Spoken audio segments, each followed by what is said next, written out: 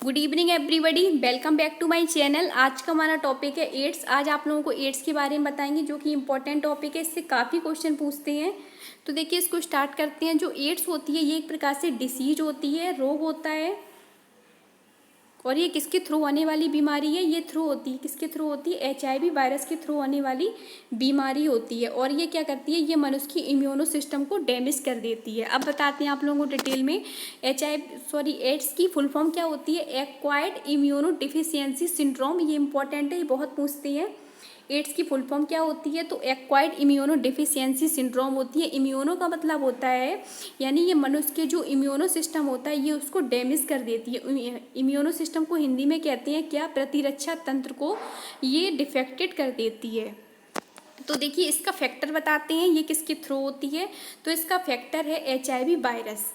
ये काफ़ी बार पूछते हैं, ये किसके थ्रू होती है? बैक्टीरिया के थ्रू होती है, या फंजाई के थ्रू होती है, या वायरस के थ्रू होती है? तो ये एक प्रकार से वायरस के थ्रू आने वाली बीमारी होती है। किसके थ्रू होती है? HIV वायरस के थ्रू। इसकी फुल फॉर्म होती है ह्यूमन इम्यूनो डिफिशियंसी सिंड्रोम। इसकी खोज के बारे में बताते हैं। तो देखिए, HIV वायरस की खोज रॉबर्ट गैलो नामक साइंटिस्ट थे। उन्होंने 1984 ईस्वी में HIV वायरस की खोज की थी। उन्होंने हमको ये बताया था कि जो HIV होता है, वो एक प्रकार से क्या होता है? वायरस होता है। और ये किसके मतलब इससे कौन सी होती है बीमारी कोस्ट?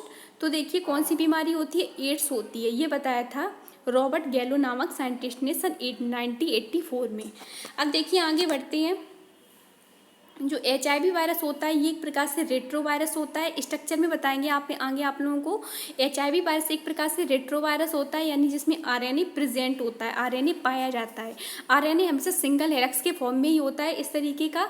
और जो DNA होता है, वो हमेशा होता है डबल हेलिक्स के फॉर्म में। काफ़ी बार पूछते हैं कि HIV वायरस में मतलब क्या प्रेजेंट होता है? RNA प्रेजेंट होता है कि DNA प्रेजेंट होता है? तो RNA प्रेजेंट होता है सिंगल हेलिक्स के फॉर्म में। आगे बढ़ते हैं। HIV में अब आप लोगों को बताते हैं इसमें कौन से एंजाइम प्रेजेंट होते हैं। तो इसमें मोस्ट इंपॉर्टेंट एंजाइम प्रेजेंट होता है, कौन सा होता है? रिवर्स ट्रांसक्रिप्टेज एंजाइम प्रेजेंट होता है। ये क्या करता है? इसको एक प्रकार से आणविक कैंची कहते हैं। क्या कहा जाता है? इसको आणविक कैंची कहा जाता है। कैंची का मतलब ये होता है किसी चीज़ को काटना। अब देखिए, ये क्या करता है? ये एंजाइम क्या करता है? ये RNA को काट देता है। RNA को एक प्रकार से कटिंग का कार्य करता है रिवर्स ट्रांसक्रिप्टेज एंजाइम। काफ़ी बार पूछते हैं कि आणविक कैंची किस एंजाइम को कहा जाता है? तो रिवर्स ट्रांसक्रिप्टेज एंजाइम को कहा जाता है। इंपॉर्टेंट है, ये पूछा गया था पेपर में। तो देखिए, इसमें दूसरा एंजाइम है इंटीग्रेस एंजाइम, और तीसरा है प्रोटीएज एंजाइम। अब देखिए, जो HIV वायरस होता है, ये ह्यूमन के मतलब जो इम्यूनो सिस्टम होता है, ये उसको नष्ट कर देता है, या एक प्रकार से कहा जाए डैमेज कर देता है, डिफेक्टेड कर देता है, रोग उत्पन्न कर देता है। तो देखिए, अब इसका ट्रीटमेंट बताते हैं HIV वायरस का। इसका ट्रीटमेंट है आर्ट है। इसकी फुल फॉर्म होती है एंटी रेट्रोवायरस थेरेपी। एंटी का मतलब ही एक प्रकार से प्रतिजैविक है, एंटीबायोटिक है। तो देखिए, ये एड्स के ट्रीटमेंट में हेल्प करती है। इंपॉर्टेंट है। अब इसकी दवाई बन गई है। पहले इसकी मतलब मेडिसिन नहीं थी, किंतु अब इसकी बन गई है आर्ट। अब इसकी मेडिसिन भी बताते हैं। ये इंपॉर्टेंट है। इसकी मेडिसिन देखिए, HIV थर्ड एल्फा इंटरफेरॉन। आगे आप लोग को इंटरफेरॉन के बारे में ही बताएंगे। तो देखिए, एल्फा इंटरफेरॉन 3 प्रकार के होते हैं, एल्फा, बीटा, गामा इंटरफेरॉन। तो देखिए, एक होती है मेडिसिन AGT3। इसका नाम होता है एजिटोथाइमिडीन सुरामिन। ये होती है, इंपॉर्टेंट है। ये मेडिसिन काफ़ी बार पूछती है। एक तो HIV थर्ड और एल्फा इंटरफेरॉन और AGT यानी एजिटोथाइमिडीन सुरामिन। इंपॉर्टेंट है ये। अब आप लोगों को थोड़ा चित्र के माध्यम से बताते हैं। तो देखिए, इस तरीके का होता है चित्र HIV वायरस का। तो देखिए, इस तरीके की स्ट्रक्चर होती है। इसमें आप लोगों को बताया था कि जो इसमें देखिए क्या होता है, इसमें वायरल RNA प्रेजेंट होता है। ये देखिए, सिंगल हेलिक्स के फॉर्म में हो रहा है प्रेजेंट। ये देखिए, सिंगल हेलिक्स के फॉर्म में RNA प्रेजेंट होता है। RNA को कट कौन करता है? Reverse transcriptase enzyme. ये इसको क्या करता है? ये एक प्रकार से मतलब एक प्रकार से कट कर देता है, इसलिए इसको आणविक कैंची कहा जाता है। इसमें कोर भी प्रेजेंट है। ये देखिए, ये एक प्रकार से क्या होते हैं? इस तरीके के राउंड स्ट्रक्चर होते हैं, जिसको कोर कहा जाता है। और देखिए, ये होता है रिवर्स ट्रांसक्रिप्टेज एंजाइम। आप लोगों को दिख रहा है, ये इस तरीके का होता है। रिवर्स ट्रांसक्रिप्टेज एंजाइम बीच में पाया जाता है। ये देखिए, बीच में मतलब पाया जा रहा है। ये एक प्रकार से क्या करता है? कट कर देता है। जब ये RNA के बीच में पाया जा रहा है, तो उसको क्या करेगा? कट कर देगा। इसमें आप लोगों को देखिए ये देखिए वायरल एंजाइम भी प्रेजेंट है। आगे आप लोगों को बताए थे वायरल एंजाइम कौन कौन से प्रेजेंट थे, एक तो था प्रोटीएज, एक था रिवर्स ट्रांसक्रिप्टेज एंजाइम। और देखिए इसमें क्या क्या होती है, इसमें एक प्रकार से देखिए, और इसमें जो आवरण पाया जा रहा है बाहर, ये देखिए जो आवरण है वो प्रोटीन का मिलकर बना हुआ होता है, इसका जो इन्वेलप होता है वो प्रोटीन का मिलकर बना हुआ होता है, और इसमें कुछ मात्रा में लिपिड भी प्रेजेंट होता है। ये इसका इन्वेलप बना हुआ होता है, एक प्रकार से आवरण होता है। तो इस तरीके की होती है इसकी स्ट्रक्चर बाहर, ये मतलब इसको कुछ कहते हैं गुल्लिकाएँ भी कह सकते हो, ये एक प्रकार से प्रोटीन की बनी हुई होती है गुल्लिकाएँ।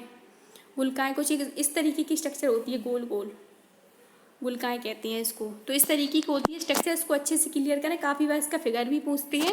अब आप लोगों को थोड़े इसके सिम्टम बताते हैं, इस डिसीज़ के सिम्टम। तो इसमें देखिए क्या होता है, जब एड्स बीमारी हो जाती है तो हम लोगों को सिस्टमेटिक फीवर आने लगता है, पेशेंट को बहुत तेज मतलब आने लगता है फीवर, और स्किन होती है वो एक प्रकार से रस पड़ जाती है, या स्किन में एक प्रकार से चकत्ते से पड़ जाते हैं, स्पॉट भी कह सकते हो, स्पॉट से पड़ जाते हैं, और आंखें कुछ झुकी सी हो जाती हैं, और जो चेहरा होता है वो एक प्रकार से भावशून्य हो जाता है। मतलब एक प्रकार से कह सकते हो कि बॉडी में वीकनेस आ जाती है, और मसल में कॉन्ट्रैक्शन उत्पन्न होने लगता है, मसल में ऐंठन उत्पन्न होने लगती है, दर्द उत्पन्न होने लगता है, पेन होने लगता है। और देखिए चौथा पॉइंट है जो मतलब देखिए लिवर और स्प्लीन है वो बहुत ज़्यादा बड़े हो जाते हैं। लिवर का साइज होता है वो ऐसा होता है, किंतु बहुत ज़्यादा मात्रा में ये बड़ा हो जाता है लिवर। और देखिए जो मतलब लिम्फ नोड होते हैं, लिम्फ किससे रिलेटेड होता है, ब्लड में दो प्रकार के, एक तो था ब्लड, दूसरा होता है लिम्फ। लिम्फ हमेशा होता है वाइट कलर का। तो जो लिम्फ नोड होते हैं यानी जो लिम्फ गांठें होती हैं वो क्या होती हैं, उनमें सॉइलिंग उत्पन्न हो जाती है, वो एक प्रकार से सूज जाती हैं और एक प्रकार से मोटी हो जाती हैं, इस तरीके की हो जाती हैं, गोल गोल सी रेड कलर की होती हैं, ये वाइट कलर की होती हैं। और देखिए इसमें पेशेंट को वॉमिटिंग आने लगती है, यानी उल्टियाँ आने लगती हैं, और बॉडी में वीकनेस उत्पन्न हो जाती है। अब आप लोगों को थोड़ा चित्र के माध्यम से बताते हैं। तो देखिए कुछ इस तरीके से इन्फेक्शन होता है HIV वायरस का, ये देखिए कुछ इस तरीके का होता है। सबसे पहले सिस्टमेटिक फीवर आता है, यानी जो फीवर होता है वो लगातार आता ही रहता है, और जो मनुष्य की ब्रेन को ये पूरी तरीके से डैमेज कर देती हैं, जो मतलब ब्रेन पाया जाता है सेरिब्रम, इसको भी डिफेक्टेड कर देती हैं। और जो लिम्फ नोड होती हैं इसमें एक प्रकार से क्या होता है, सूजन उत्पन्न हो जाती है, या कहा जाए सॉइलिंग उत्पन्न हो जाती है, स्किन में रस उत्पन्न हो जाते हैं, और मसल में कॉन्ट्रैक्शन उत्पन्न हो जाता है, या आप लोग कह सकते हो ऐंठन उत्पन्न हो जाती है।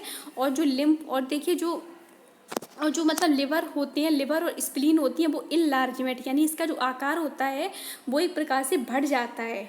आकार कैसा हो जाता है, बढ़ जाता है। पूछती है कि एड्स बीमारी में मतलब लिवर का आकार बढ़ता है या नहीं, तो देखिए इसका आकार बढ़ जाता है। और देखिए गैस्ट्रिक जूस होता है वो मोस्टली बन नहीं पाता है, क्योंकि हमारी जो स्टोमच होती है उसमें कौन सा एसिड प्रेजेंट होता है, स्टोमच में कौन सा एसिड प्रेजेंट होता है, आगे आप लोगों को बताया था HCl प्रेजेंट होता है। ये एक प्रकार से क्या करता है, ये फूड को एब्जॉर्प्शन में हेल्प करता है, और जो भी बैक्टीरिया होते हैं ये उसको किल कर देता है। जब ये बॉडी में मतलब बनेगा ही नहीं तो क्या होगा, पेशेंट को वॉमिटिंग उत्पन्न होने लगेंगी, वॉमिटिंग आने लगेंगी, और जो बॉडी है वो वीकनेस महसूस करेगी। तो आज के लिए इतना ही, ये टॉपिक खत्म हो गया, इसको अच्छे से क्लियर करें और चित्र को भी अच्छे से क्लियर करें। वीडियो अच्छी लगी उसे लाइक करें, शेयर करें एंड कमेंट करें। अगर आप लोग चैनल पर नए हैं तो उसे सब्सक्राइब करें, लाइक करें, शेयर करें। धन्यवाद।